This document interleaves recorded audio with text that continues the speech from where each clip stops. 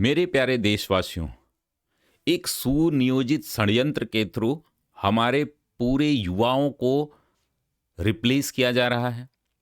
हमारी बेटी बहनों पर नज़र डाली जा रही है, उनको छेड़छाड़ किया जा रहा है, उनको अलग तरीके से फंसाया जा रहा है, या हमारे भोले-भाले जो जनजातीय लोग हैं, उनको बरगलाकर उनकी ज़मीनें कब्ज़ा की जा रही हैं। यह एक सुनियोजित साजिश के थ्रू जो हमारे पड़ोसी राज्य हैं, ऐसे जो सीमावर्ती राज्य हैं, उनमें यह काम हो रहा है और यह पूरी व्यवस्था के साथ हो रहा है। और ये मेरे कथन नहीं है, यह 15 अगस्त को माननीय प्रधानमंत्री जी के कथन है, जिसमें उन्होंने बताया कि एक डेमोग्राफी शिफ्ट जो है हो रहा है, जिस पर एक डेमोग्राफी मिशन लाने की आवश्यकता है। हालांकि उस मिशन की अभी पूरी रूपरेखा हमें नहीं पता है, लेकिन उसी से संबंधित एक बेहतरीन जो है टॉपिक है हमारा जनसांख्यिकीय लाभांश। और इससे पूरी दुनिया आज देख रहे हैं आप, जापान बहुत ज़्यादा परेशान है।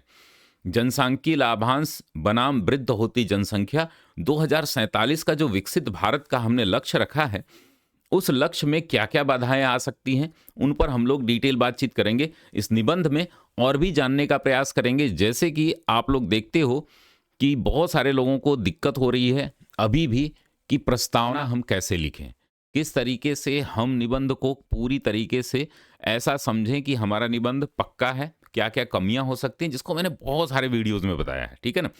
आप लोग थोड़ा ध्यान से क्लासेस देखा करें, जिससे कि समझ आया करे कि क्या-क्या मैं चीज़ें बता रहा हूँ।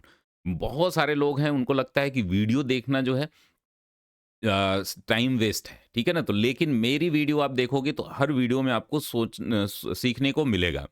यह एक विधा होती है निबंध लेखन। अब कुछ लोग चाहते हैं कि हम तुरंत निबंध आज ही ज्वाइन करें क्लास और आज ही सीख जाएँ। तो ऐसा नहीं होता है। कम से कम आपको 20 से 25 दिन अभी भी लगेंगे। जो लोग नए क्लास ज्वाइन किए हैं, उनको मैं बता दूँ कि आप लोग थोड़ा धैर्य रखें, 5 क्लासेस शुरू की देखें। कोई भी निबंध जो कि 2 फॉर्मेट में हो, दोनों फॉर्मेट में आज मैं यूज़ करना भी बताऊँगा कि उन दोनों फॉर्मेट को यूज़ कैसे करना है। अब इस फॉर्मेट में हमने आपको कल या परसों जो है 5 निबंध और दिए थे, ठीक है ना? उन 5 निबंध में एक ये भी है, जिसको हमने क्या दिया था आपके जो है टाइप फॉर्मेट है। तो बहुत सारे लोगों को लगता है कि ये जो टाइप वाला मैटर होता है, या हमारा खुद का नहीं है, या कहीं कॉपी पेस्ट मटेरियल है। तो आपको ये गलतफ़हमी मैं दूर करा दूँगा। आप जो है कभी भी ये मत सोचा करिए कि इस तरीके के जो मैटर होते हैं, बहुत मेहनत से बनाए जाते हैं, ठीक है ना? टाइप करके देने का मेरा उद्देश्य ये होता है कि आपको कम पेज में चीज़ें मिल जाएँ। और अगर मैं पूरा-पूरा निबंध अपना ही लिखा हुआ दे दूँ, तो आप मतलब हाथ से ही लिखा हुआ, तो मैं जब लिखता हूँ, तो मेरी सोच, मेरी विचार, मेरी चीज़ें जो होती हैं, वो अलग होती हैं। वैसा आप कॉपी करने का प्रयास करोगे, तो नहीं कर पाओगे। अपनी खुद की विधा बनानी होती है, और वो जो है आप 4-5 निबंध में सीख जाते हो। नहीं भी बना पाते हो, तो भी यहाँ जो प्रस्तावना दी गई है ना, ये भी बेहतरीन है, ठीक है ना? लेकिन हमने बताया है कि प्रस्तावना में कुछ ऐसी चीज़ें डालिए जहाँ से नंबर बहुत अच्छे आएँ। नंबर अच्छा और बहुत अच्छे में अंतर होता है।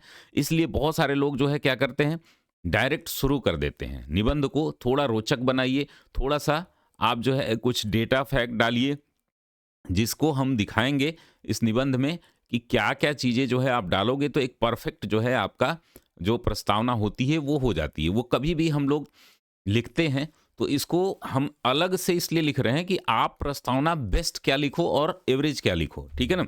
आपको कोशिश करनी चाहिए कि खुद को थोड़ा-सा, तो एक कहानी हम देखेंगे, और कहानी वाली जो बातें हैं ना, वो हर निबंध में नहीं लिखनी है आपको। अभी 4-5 निबंध कहानी वाला जो पक्ष होता है ना, वो बहुत आसान होता है। अगर ऐसा कोई टॉपिक आ जाए जो आपको कुछ भी नहीं आता है, और उस पर आप कहानी बना कर के लिख दें, रेडीमेड कहानी भी होती है, वो आप अपनी बना के रखें, मैं भी दे दूँगा।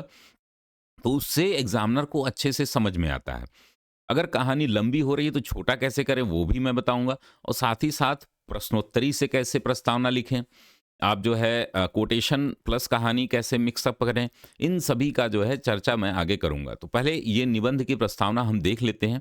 लखनऊ के एक छोटे से मोहल्ले में रहने वाला 23 वर्षीय आर्यन आज एक निजी कंपनी में डेटा एंट्री ऑपरेटर है। वह भारत के उस जनसांख्यिकीय लाभांश का हिस्सा है, जिसकी युवा शक्ति पर विकसित भारत 2047 का सपना टिका है। लेकिन हर शाम जब वह अपने पिता हरिकिशन जी जिनकी उम्र 68 वर्ष है कि लगातार बढ़ती दवाइयों का बिल देखता है तो उसकी आशा पर भय का साया मंडराने लगता है।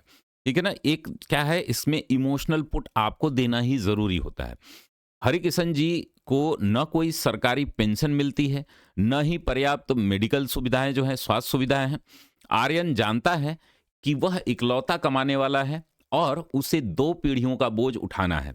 यह केवल एक परिवार की कहानी नहीं है। संयुक्त राष्ट्र जनसंख्या कोष की रिपोर्ट के अनुसार भारत दुनिया की सबसे युवा आबादी वाला देश है, जहां 65% लोग कार्यशील आयु वर्ग में आते हैं। यह हमारी सबसे बड़ी ताकत है। ठीक है ना? यहाँ दूसरा पैरा हमने खत्म कर दिया। तीसरा पैरा हम कहाँ शुरू करेंगे? लेकिन दूसरी ओर राष्ट्रीय सांख्यिकीय कार्यालय एनएसओ का अनुमान है कि 2047 तक हमारी 60 प्लस की वृद्ध जनसंख्या बढ़कर 19% हो जाएगी। सवाल यह है कि अगर आर्यन जैसे करोड़ों युवा अपने बुजुर्गों के स्वास्थ्य और सामाजिक सुरक्षा पर ही अपनी ऊर्जा और आय खर्च कर देंगे तो क्या हमारा डेमोग्राफिक डिविडेंड एक डेमोग्राफिक बर्डन, ये ड है, अड़ हो गया है, बर्डन में नहीं बदल जाएगा? इस निबंध में कार्यशील जनसंख्या को कैसे कुशल बनाया जाए तथा साथ ही वृद्ध होती जनसंख्या की चुनौतियों का समाधान एवं रणनीति पर चर्चा करेंगे। तो ये जो लास्ट की 2 लाइन है ना, ये बहुत लोगों की जो है समस्या है कि ये जो है प्रस्तावना के अंत में हम कैसे अगले जो मुख्य भाग है उससे कनेक्ट करने के लिए इसको कैसे जोड़ें। तो ऐसे ही जोड़ना है, आपको 2 से ढाई लाइन ही देना है। आप लोग अलग एक पैरा बना दे रहे हो, और चूंकि ये कोई विषय नहीं है, ठीक है ना, ये कोई विषय नहीं है, और इसको कैसे फ्रेम करना है ये भी हम आगे बताएंगे। अब इस निबंध में आपको क्या दिख रहा है, मतलब प्रस्तावना में आपको क्या दिख रहा है? पहले तो जो हमारा टाइटल है, पहले सभी लोग टाइटल, कुछ लोग क्या है, अभी मैं ये निबंध दे दूंगा तो आप लोग क्या करोगे, टाइटल ही आधा लिख दोगे, जनसांख्यिकी लाभांश फलाना। आप लोग एक एक चीज पर ध्यान दीजिए। जनसांख्यिकी लाभांश ये हमारा टाइटल नहीं है, उसका निबंध अलग हो जाएगा। जनसांख्यिकी लाभांश बनाम वृद्ध होती जनसंख्या और 2047 की चुनौतियां, ये सेमी कॉलन लगा करके बताया गया है, यानी कि ये 3 पार्ट का निबंध है। ठीक है ना? और मुख्य फोकस हमें करना है किस पे? जनसांख्यिकी लाभांश क्या है और वृद्ध होती जनसंख्या से जनसांख्यिकी लाभांश पर क्या असर पड़ेगा। 2047 के विकसित भारत का जो लक्ष्य भारत सरकार ने रखा है उसमें क्या क्या चैलेंजेस आएंगे, इस पर बात करनी है। तो आपको समझ में आ गया होगा कि इसमें जो है कम से कम ये जो कीवर्ड्स है ना, जनसांख्यिकी लाभांश, वृद्ध होती जनसंख्या और चुनौतियां, इन तीनों का कोई ना कोई एक पक्ष दिखे। ठीक है ना? तो पहले आप पैरा में क्या देखते हो कि एक युवा की हम बात कर रहे हैं, यानी कि हमने समझ लिया कि 15 से 29 वर्ष की आयु का जो युवा होता है, वो वर्ग होता है, वह कार्यशील होता है सबसे ज्यादा। हालांकि ये जो है आप देखोगे कि तो ये लेकर के 15-18 से लेकर के और ये 60 वर्ष तक का माना जाता है जो कार्यशील जनसंख्या होती है। तो युवा और कार्यशील जनसंख्या 2 चीजें होती हैं। इसमें आपने बता दिया कि भाई युवा एक है, वो कार्यशील भी है। ठीक है? लेकिन जो युवा का पिता है, यानी कि एक ऐसा वर्ग है जो 60 प्लस हो चुका है, ठीक है ना, और वह बोझ बन रहा है अर्थव्यवस्था पर, परिवार पर नहीं। ध्यान रखिएगा हमेशा, क्योंकि आपको उनको उठाना ही है, उनका खर्च, उनकी जिम्मेदारी आपको लेना ही है। तो ये आर्यन की समस्या नहीं है, ये हर परिवार में, हर घर में एक समस्या देखने को मिलेगी। कमाने वाला एक है, उस पर डिपेंडेंट बहुत सारे हो जाते हैं। तो ये हमारा युवा जो कार्यशील है, उसका उसका जो मुख्य ऊर्जा और पैसा है वो कहाँ जा रहा है? अनप्रोडक्टिव चीजों में जा रहा है। तो हरिकिशन जी को ना तो कोई सरकारी पेंशन मिलती है, तो यह एक ध्यान रखना है कि अगर पेंशन मिलती और उनके पास जो है कोई स्वास्थ्य सुविधा होती, यानी कि जैसे अभी आयुष्मान भारत दिया जा रहा है, वैसे ही हमारा कोई एक बेनिफिट आता है, जैसे कोई हमने इंश्योरेंस करा लिया हो, अन्य चीजें करा लिया हो, तो ये समस्या नहीं आती। आर्यन जानता है कि ये काम तो हमें करना ही है। 2 पीढ़ियों का बोझ आपने बता दिया, यानी कि एक आने वाली पीढ़ी, यानी कि उसके बच्चे होंगे, उनका 3 पीढ़ी का बोझ उसे उठाना पड़ेगा। अपनी पीढ़ी में भाई बहन छोटे होंगे उसका, और अपने परिवार में जो बुजुर्ग हो गए हैं उनका, यानी कि 2 पीढ़ी, कम से कम 2 पीढ़ियों का बोझ तो वो उठा ही रहा है अभी। यह केवल एक परिवार। अब ये हमें बताना है, तो हमने क्या कर दिया, इसमें इमोशन दे दिया। ठीक है ना? एक इमोशन दे दिया। इमोशन बहुत ज़रूरी होता है। दूसरा है कि इसमें जो है हमने जो है रोचकता बनाई कि यार ये कहानी कहना क्या चाहती है, रोचकता। और तीसरा जो है इसमें हमने कुछ आयाम दे दिए इस निबंध से संबंधित। और ये आयाम कौन-कौन से हैं? तो ये आयाम ये हैं कि हमने पहले समझा दिया कि भाई वृद्ध होती जनसंख्या है क्या? उसका क्या इम्पैक्ट है? आंकड़े कुछ हमने दिए, आंकड़ों के बारे में हम बाद में बात करेंगे। एक आंकड़ा अगर आप दे देते हो, तो ये जो है पुष्ट हो जाता है कि 19% से अधिक आबादी जो है, वह हमारे 2047 तक क्या होगी? वो हमारी 60 प्लस वाली हो जाएगी, ठीक है ना? और अभी हमारे पास 65% जो है कार्यशील आयु वाले लोग हैं। और इसमें जो है जो आयु वाले लोग हैं वह क्या कर रहे हैं कि वह जो कार्य कर रहे हैं उनसे कमा रहे हैं। तो ये आर्थिक पक्ष हमने दिखा दिया कि भाई उनकी कमाई का अधिक हिस्सा जो है वो कहाँ चला जा रहा है। तो आर्थिक आयाम दिखा दिए, कुछ सामाजिक आयाम दिखा देंगे, पारिवारिक, कि भाई उनका दबाव है पारिवारिक स्थिति संभालने का। और फिर आगे हम देखेंगे कि ये किस तरीके से हमारे समाज के लिए। और एक आंकड़ा हमने दिखा दिया भाई, 2 आंकड़े हमने दे दिए हैं। एक संयुक्त राष्ट्र जनसंख्या कोष, और दूसरा जो है आपका राष्ट्रीय सांख्यिकी आयोग कार्यालय जो है एनएसओ का आंकड़ा है कि 60 प्लस आबादी कैसे होगी। तो ये पूरा परफेक्ट जो है आपके सारे कीवर्ड्स आ गए, इमोशन आ गया, रोचकता आ गई, और आयाम भी 2-4 हमने दिखा दिए। तो ये आपका एकदम क्या करता है, टू द पॉइंट स्टोरी बता रही है कि हमारी मूल समस्या क्या है, उसका समाधान क्या होना चाहिए। सरकारी पेंशन और पर्याप्त सुविधा अगर मिल जाएगी उन्हें, तो वो जो है हमें समाधान के रूप में देखने को मिलेगा। ठीक है ना? तो ये आपका केवल हमने मुख्य भाग मतलब प्रस्तावना बदली है। जो निबंध लेखन है, उसमें हमने बताया था कि जो पूरा नोट्स दिया जाता है, हूबहू आपको लिखना है, लेकिन आपको प्रस्तावना और भी अच्छी करते रहनी है। ये भी प्रस्तावना आप लिख लोगे तो ये बुरी नहीं है, लेकिन इसमें सारे पक्ष कवर हो रहे हैं, नहीं हो रहे हैं, वो भी आपको देखना है। हमारे युवा भारत का भाग्य हैं, लेकिन वृद्ध भारत की विरासत में हमें दोनों के बीच संतुलन साध कर ही विकसित भारत की ओर बढ़ना होगा। भारत आज एक अभूतपूर्व जनसांख्यिकीय संक्रमण, जिसको बोलते हैं डेमोग्राफिक ट्रांजिशन, के मुहाने पर खड़ा है। इसमें भी लगभग 2-3 पक्ष आपको देखने को मिलेंगे, लेकिन इससे और अच्छा भी आप प्रस्तावना लिख सकते हो, ठीक है ना? हमारी औसत आयु 30 वर्ष से कम है, ठीक है ना? एक और हमारी औसत आयु 30 वर्ष से कम है, जिसमें हमें जनसांख्यिकीय लाभांश का एक ऐतिहासिक अवसर मिला है।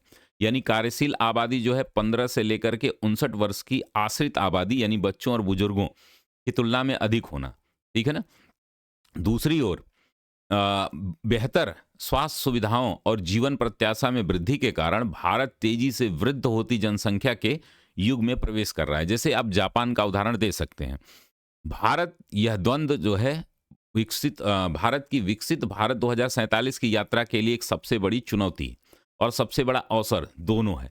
यदि हम समय रहते अपनी युवा शक्ति को शिक्षित, कुशल और उत्पादक नहीं बना पाए, तो 2047 तक यह लाभांश एक विशाल जनसांख्यिकीय आपदा में बदल जाएगा, जहां कार्यशील आबादी में एक छोटे से हिस्से को एक बड़ी गैर कार्यशील बुजुर्ग आबादी का भरण पोषण करना होगा।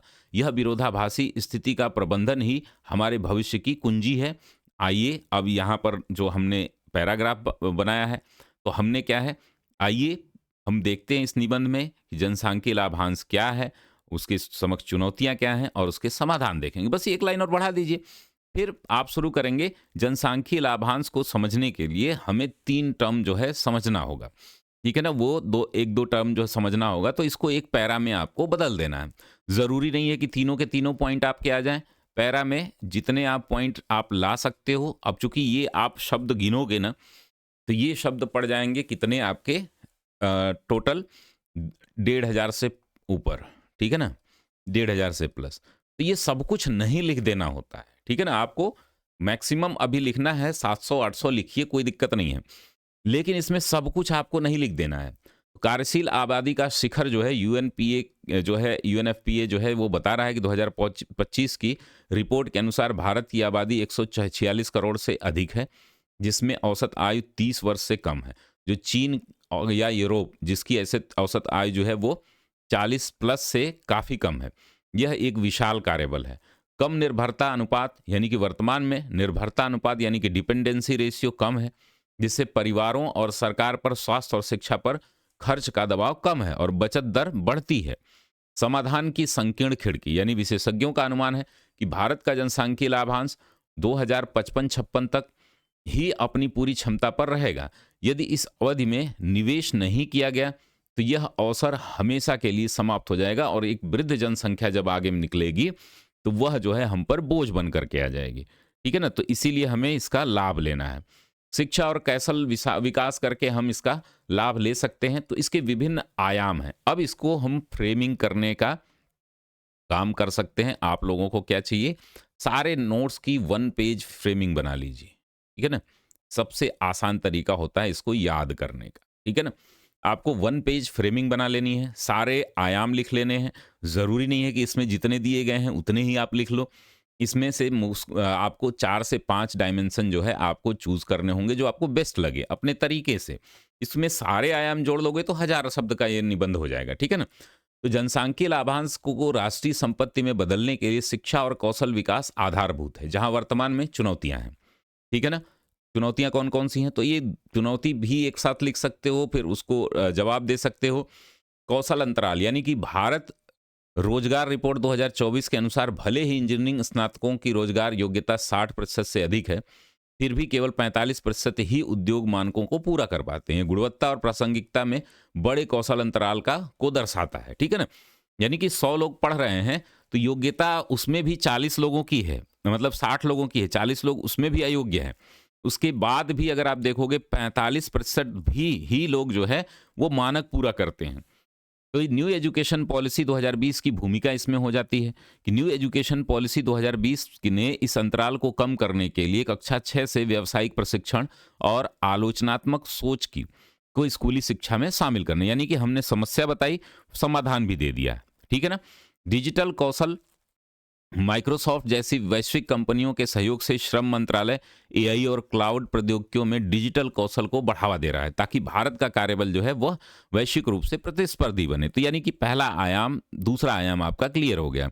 रोजगार और आर्थिक आयाम यानी कि बेरोजगारी और अनौपचारिकता। भारत की श्रम बल भागीदारी जो है वह में सुधार हुआ है। जुलाई 2024 तक 60% से अधिक, लेकिन लाखों युवा श्रम बाजार में प्रवेश कर रहे हैं, जिसमें सालाना 90 लाख से अधिक रोजगारों का सृजन हो रहा है।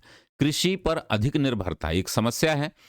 जय कार्यशील आबादी का लगभग 40% से अधिक अभी भी कृषि पर कार्यरत है, जिसका जीडीपी में योगदान मात्र 15% है। संरचनात्मक सुधारों के बिना यह कार्यबल जो है उत्पादक, विनिर्माण और सेवा क्षेत्र में स्थानांतरित हो पाएगा। ठीक है ना? वैश्विक हिस्सेदारी की अगर हम बात करें तो वैश्विक औद्योगिक निर्यात में भारत की हिस्सेदारी अभी कितनी है? 2.4% के आसपास है। रोजगार के लिए निर्यात उन्मुख अर्थव्यवस्था विकसित करने के प्रयासों को भारी चुनौतियों का सामना करना पड़ रहा है। ठीक है ना?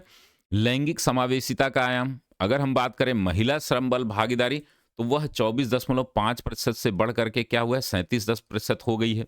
लैंगिक अंतराल हम देखेंगे तो उच्च शिक्षा के बावजूद महिलाओं का बड़ा हिस्सा जो है कार्यबल में शामिल नहीं होता है, जो सामाजिक मानदंडों, सुरक्षा चिंताओं और समान अवसरों की कमी को दर्शाता है।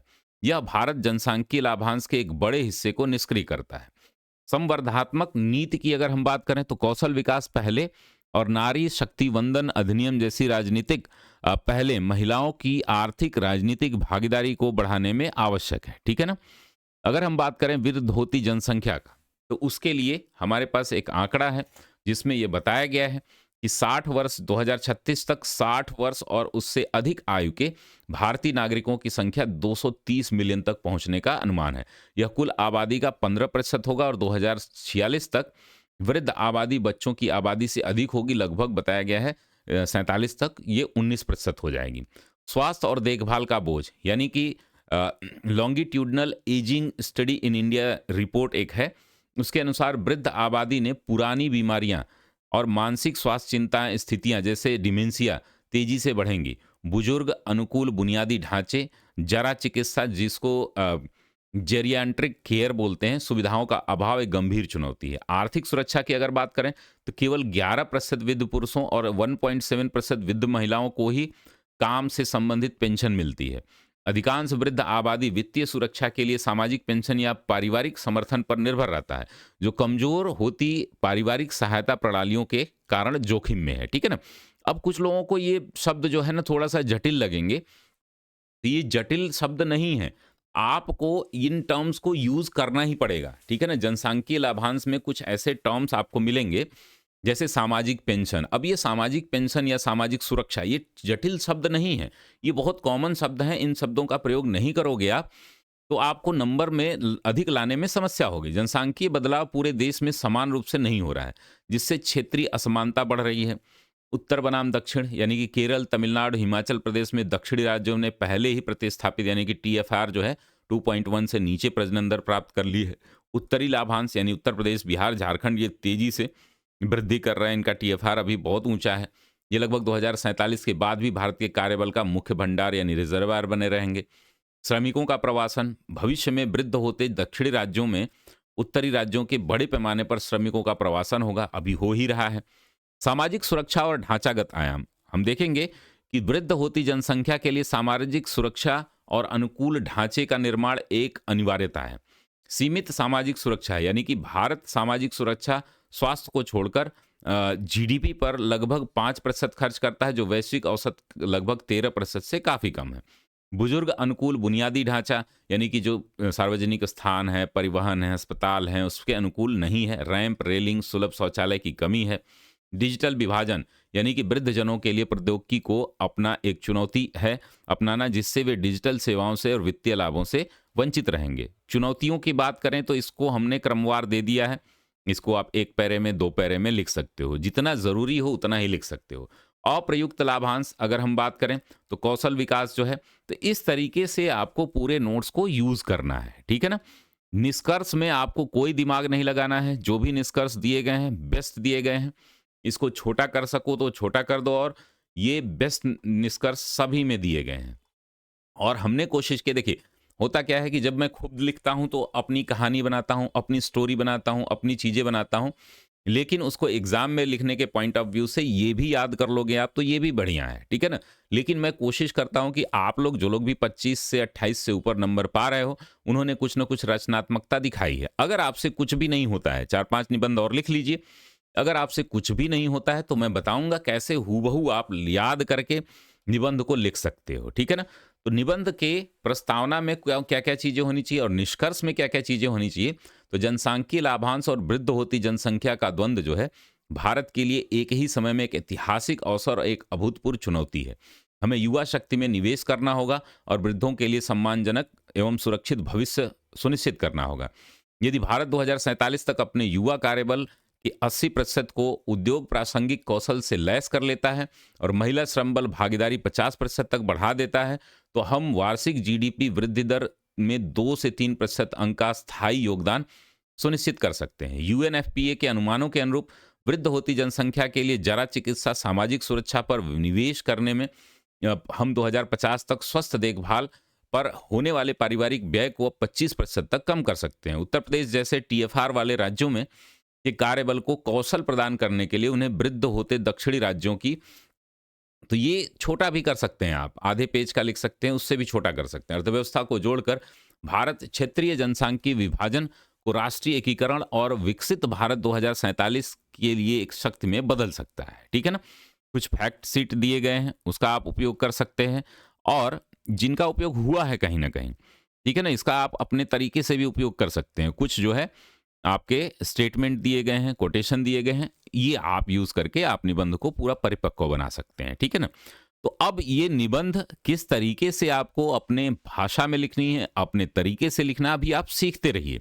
नहीं सीख पाएंगे तो मैं पूरा का पूरा जो है, जैसे मैंने प्रस्तावना लिख के दे दिया, मुख्य भाग आपको लिखना ही पड़ेगा। ठीक है ना? आपको मुख्य भाग को लिखना ही पड़ेगा, तो इसको आप जरूर देखा करें। तो ये कोशिश हमारी रहती है कि आप जो है इसका उपयोग करके जो है आप जो है अच्छी प्रस्तावना, अच्छे निष्कर्ष जरूर लिखें। तो आज के बाद जो ये क्लासेज होंगी 30 से 35 मिनट की होंगी, और इसके मदद से आप जो है बहुत सारे लाभ ले सकते हो। चलिए देख लेते हैं हमारे कोर्स से अगर जुड़ना हो तो आप लोग क्या क्या कर सकते हो। अभी एक आज जो है 2-3 दिन से एक नया बैच शुरू हुआ है, जिसकी फीस मात्र 1500 रुपये है, जिसमें आप जो है पूरे हिंदी के 5 टेस्ट और आपके एसए के 5 टेस्ट। अब देखिए टेस्ट की का कोई बाउंडेशन तो नहीं है, लेकिन आप इतना ही टेस्ट लिख ही पाएँगे और हम उसमें सुधार भी इतने ही टेस्ट के माध्यम से करा देंगे। ये बहुत है, मोर देन सफिशिएंट है। तो आप ये 1500 रुपए में पूरा कंप्लीट कोर्स ले सकते हैं और कॉपी आपकी 5-5 ही चेक होगी, ठीक है ना? इससे पहले 9-9 चेक हो रही थी, तो उनके पास ज़्यादा समय था, अभी आपकी 5-5 ही चेक होगी, सुधार हो जाएगा, सुधार तो 3-4 में भी हो सकता है, ठीक है ना? लेकिन आपको थोड़ा-सा अपने से एफर्ट करना होगा, जिस तरीके से गाइड किया जा रहा है, उस तरीके से आपको सीखना होगा। दूसरा ये है कि जो लोग ऑफ़लाइन बहुत सारे लोग हैं जॉब में हैं, ठीक है ना? तो उनको जो है अगर आप ऑफ़लाइन आ सकते हो प्रयागराज में, तो उनके लिए हम 25 दिन का अलग से कार्यक्रम बनाएँगे, ठीक है ना? ऑफ़लाइन 25 दिन बहुत होते हैं। अगर आप 25 दिन 6-6 घंटा आप दे सकते हो, तो पूरा कोर्स अभी भी कंप्लीट हो सकता है और लगभग 10 से 12 लोगों से मेरी बात हुई है, कोई सब इंस्पेक्टर है, कोई प्राथमिक शिक्षक है, कोई मतलब जूनियर असिस्टेंट है और कुछ लोग जॉइन भी कर लिए हैं। कुछ लोग जॉइन करना चाहते हैं, तो इसमें आपका बहुत ज़्यादा समय नहीं, 2 दिन ही क्लास होगी, 2 दिन आपकी टेस्ट और क्लास होंगे। उतने में ही अगर आप 5 हफ्ते, 4 हफ्ते दे दें, तो आपका कंप्लीट जो है तैयारी हो जाती है, जिसके माध्यम से आप ऑफ़लाइन की फ़ीस थोड़ा ज़्यादा है। और जो लोग जॉब में हैं, वो लोग 6000 इसकी फ़ीस रहती है। ऑफ़लाइन में टेस्ट सीरीज़ भी है इसमें और क्लासेस भी हैं। आपके ऑनलाइन कोर्सेज़ का भी पूरा एक्सेस मिलता है। तो ये आपकी कंप्लीट जानकारी है और आप किसी भी तरीके से हमारे और भी कोर्सेज़ हैं, उनसे जुड़ सकते हैं। जैसे कि अगर हम बात करें, तो निःशुल्क हमारे यहाँ तैयारी आप कर सकते हैं। जीएस 3, 4, 5, 6, 1, 2 सब कुछ जो है यहाँ पर आपको फ्री ऑफ कॉस्ट मिल जाएगा। हमारे संगम बैच से जुड़ सकते हैं। अगर निबंध की केवल आपको 5 निबंध चेक कराने हैं और निबंध के पूरा कंटेंट, नोट्स, वीडियोज़ सब कुछ लेने हैं, तो आप जो है मात्र 899 जो है पे करेंगे। यहाँ पर जो है नागार्जुन बैच हमारा 71st जो है आपका बीपीएससी है, उसके लिए शुरू किया गया है। आप उससे जुड़ सकते हैं। द्रोड़ा बैच से कंप्लीट तैयारी आप कर सकते हैं, प्री मेंस कंप्लीट की। आप जो है आंसर राइटिंग हमारा जीएस 2025 मुख्य परीक्षा के लिए ज्वाइन कर सकते हैं। हमारा एक अर्जुन बैच लॉन्च हुआ है जिसमें चल रहा है और टेलीग्राम पर निःशुल्क जो है उत्तर लेखन अभ्यास भी चल रहा है। आप डेली एक प्रश्न लिख सकते हैं। ये रही कंप्लीट जानकारी। मिलते हैं हम लोग अगली क्लास में। तब तक के लिए धन्यवाद। स्वस्थ रहिए, मस्त रहिए, व्यस्त रहिए और किसी भी प्रकार की समस्या हो तो यहाँ कमेंट ज़रूर किया करें कमेंट बॉक्स में। और जो लोग भी इस क्लास को पसंद कर रहे हैं, वो लोग कमेंट ज़रूर करें, क्योंकि बहुत सारे लोग ना ट्रोल करने पे लगे हुए हैं। बहुत सारे कोचिंग संस्थाओं का जो है ना बंटाधार हुआ है। बहुत सारे लोग जो है बहुत ज़्यादा परेशान हैं कि हमारी गुणवत्ता को देख करके, निबंध की क्वालिटी देख करके अब उन्हें भी उस क्वालिटी को मैच करना पड़ेगा, तो वो कर नहीं पाएँगे। हज़ारों की संख्या में जिन्होंने एडमिशन लिए हैं, उनकी कोई जवाबदेही नहीं है। तो मेरा आपसे निवेदन है कि जैसे ही आपको लगे कि कोई संस्था आपके साथ गलत कर रही है या जो है वो आपकी कॉपी सही से चेक नहीं कर रही है, जो लोग भी हमारे यहाँ जॉइन किए हैं, हमारी कोशिश है, आपसे एक निवेदन है कि आप लोग सही जगह पीडीएफ शेयर करेंगे, तभी कॉपी चेक हो पाएगी। कि 48 आवर में आपकी पहली कॉपी चेक हो जाए, नहीं तो हमारे 3 से 4 दिन लगते हैं आपकी कॉपी चेक होने में। 5 कॉपी चेक होने में आपको 25 दिन से कम में ही 5 कॉपी आपकी चेक हो जाएगी, ठीक है ना? पहली कॉपी थोड़ा जल्दी चेक कराने से आपका इम्प्रूवमेंट अच्छा हो जाएगा। तो जो लोग भी अभी हमारा जो 10वां बैच शुरू हुआ है, 10th बैच, तो वो 10th बैच में ही शेयर करें। जो लोग भी एक भी निबंध नहीं लिखे हैं, तो मुझे व्हाट्सएप कर दें पर्सनली, और पहले से हमारे कोर्स में जुड़े हुए हैं, तो उनकी 10th बैच की कॉपी जो है तुरंत आपकी चेक होगी।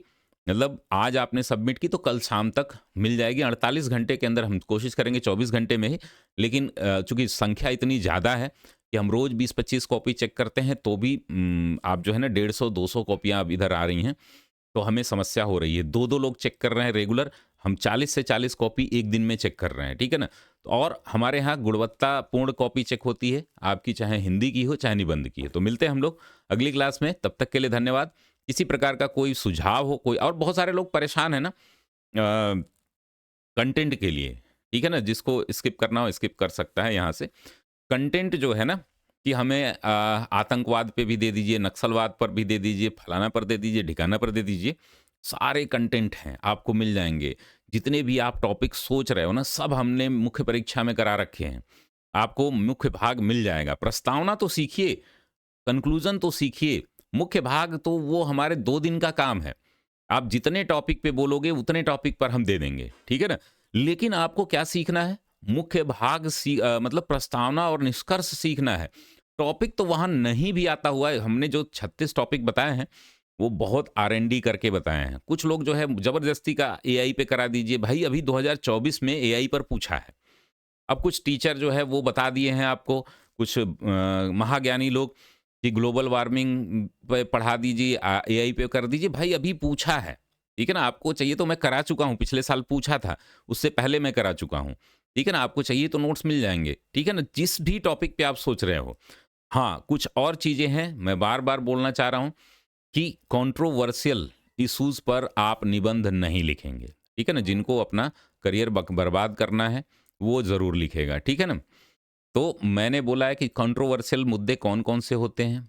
जैसे अभी एक स्टूडेंट हैं हमारे, नाम क्या ही लें, सब में ग्रुप में देखा ही होगा। उन्होंने धर्मनिरपेक्ष राजनीति, ठीक है ना? पूछेगा, नहीं पूछेगा या पूछा होगा, उस पर मैं नहीं जाता है, ठीक है ना? राजनीति और चुनौतियाँ, ठीक है ना? अब ये शब्द जो है ना, राजनीति में धर्म, ठीक है ना? ये बड़ा ही टिपिकल मुद्दा है। आप किसी न किसी भाषा, जाति, धर्म, लिंग से प्रभावित होंगे, तो इस तरीके के कंट्रोवर्शियल मुद्दे लिखिए ही मत। आपके पास बहुत सारे ऑप्शन रहते हैं ना। राजनीतिक मुद्दे से देखिए हम लोग लिख लेते हैं, ठीक है ना? चूँकि हमारा परिपक्व हो चुका है, हम जो है कई चीज़ें तो, लेकिन आप कहीं न कहीं एक लाइन आप इधर का उधर हिंदू-मुस्लिम कर देंगे, फिर वो सामने वाला आपकी विचारधारा पकड़ने लगेगा, फिर जो है वो खत्म हो जाएगा, आपका पूरा का पूरा मेहनत ही खत्म हो जाएगी। तो जो भी कंट्रोवर्शियल इश्यूज़ हैं, उनको कभी नहीं उठाना चाहिए, ठीक है ना? कि आप राम मंदिर का मुद्दा लिखने लगो, कोई भी मुद्दा आता है, कुछ लोगों की आदत होती है। और आजकल सोशल मीडिया पे जो ट्रोलिंग का दौर चला है ना, सोशल मीडिया पर, उसको देख कर के हमें बड़ा आनंद आता है। एक दूसरे की बुराई, किसी धर्म की, किसी जाति की, किसी पंथ की, किसी महिला की, किसी पुरुष की, तो उन सब से अभी जो है ना अपने आप को बचा करके रखिए। कोई भी विचारधारा एक लाइन जो है ना इधर-उधर निकल गई। आजकल नारीवाद खूब चला है, ठीक है ना? नारीवाद, नारीवाद में क्या है? अब इसकी परिभाषा जो महिला सशक्तिकरण को नारीवाद से जोड़ दिया जाता है, ठीक है ना? नारीवादी विचारक क्या है, पुरुषों को बहुत हीन मानते हैं। उनको जो है मानते हैं कि भाई अगर नारी उत्थान करना है, उनका सशक्तिकरण करना है तो पुरुषों के बराबर अधिकार दे दिए जाएँ।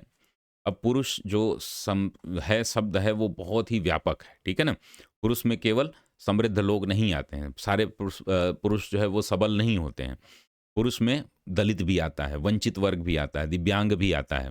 तो आप कैसे वहाँ तक महिलाओं को उससे उसके बराबर कर सकते हैं? तो ये सब जो है ना, एक पाखंड और ये दिखावा, दक्षिण पंथ, वाम पंथ, फलाना पंथ, ये सब चल रहा है।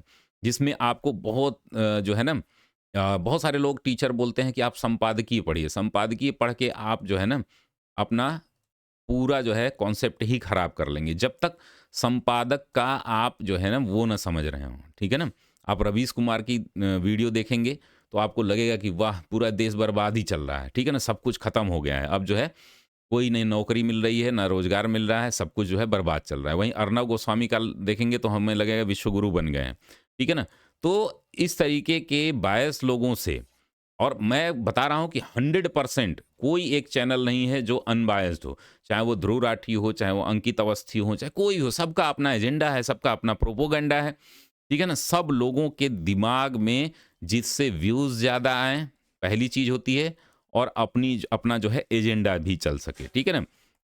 एजेंडा भी चल सके, ठीक है ना? तो उससे प्रभावित होकर के अगर निबंध में कुछ चीज़ें लिखेंगे, तो आपका बहुत बड़ा नुकसान होगा। तो इसको आप ध्यान से रखें। और आशा करता हूँ कि आप लोग अच्छी तैयारी कर रहे होंगे। जो लोग भी हमारे यहाँ 25 प्लस नंबर पा रहे हैं, उन लोगों की लेखनी बहुत सही हो चुकी है, ठीक है ना? अब उनको जो है क्रिएटिविटी प्रस्तावना में, निष्कर्ष में और याद करने पे फ़ोकस करना है। तो मिलते हैं हम लोग अगली क्लास में। और जो लोग कम नंबर पा रहे हैं ना, परेशान ना हो, 2-3 निबंध आप लिखोगे सही से ना। और दूसरा क्या है कि किसी भी कोचिंग का कंटेंट लिख करके आपने 1 महीना पहले लिखा है, वही लिख के डाल दोगे आप, तो कोई फ़ायदा नहीं है। वो चेक करके मुझे मेरा भी टाइम वेस्ट करोगे आप लोग, अपना भी। जो दिए गए 36 टॉपिक हैं, उस पे आपको कंटेंट मिले हैं, उस पर आप लिखिए, तो आपका प्रभावी मूल्यांकन हो पाएगा। तो बहुत-बहुत धन्यवाद।